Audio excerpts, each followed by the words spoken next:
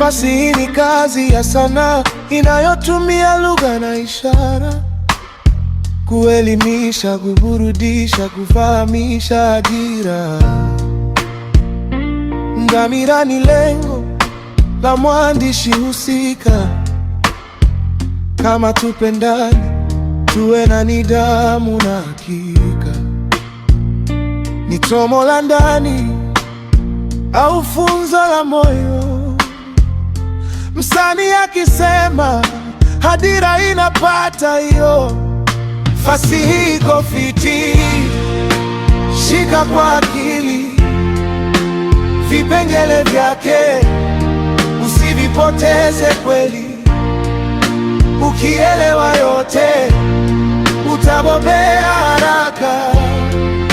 Maswali ya mtihani utajibu bila wasiwasi kabisa. Ploti ni mtiririko wa matukio, mwanzo, kati, mwisho. Hiyo ndiyo njia. Hadithi inasonga hatua kwa hatua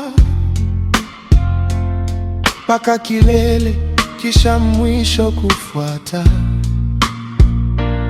Wahusika ni watu ndani ya kazi, wanaofanya vitendo kuleta uhalisia wazi. Kuna mkuu, msaidizi na wengine pia. Kila mmoja ana nafasi yake kwa njia. Mandhari ni mazingira ya hadithi, mahali na wakati. Hapo ndipo pa kutokea kitu hiki. Inaweza kuwa shuleni, kijijini, au hali ya wahusika. Asubuhi, jioni, yote ni muhimu kuyashika.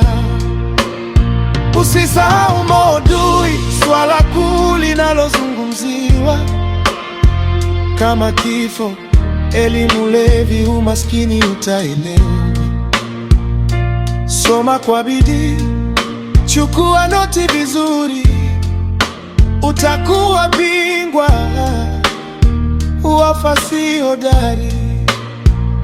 Fasihi ni tamu, jifunze kwa flow. Practice kila siku, utakuwa pro. Sarufi na fasihi zote shika sawa.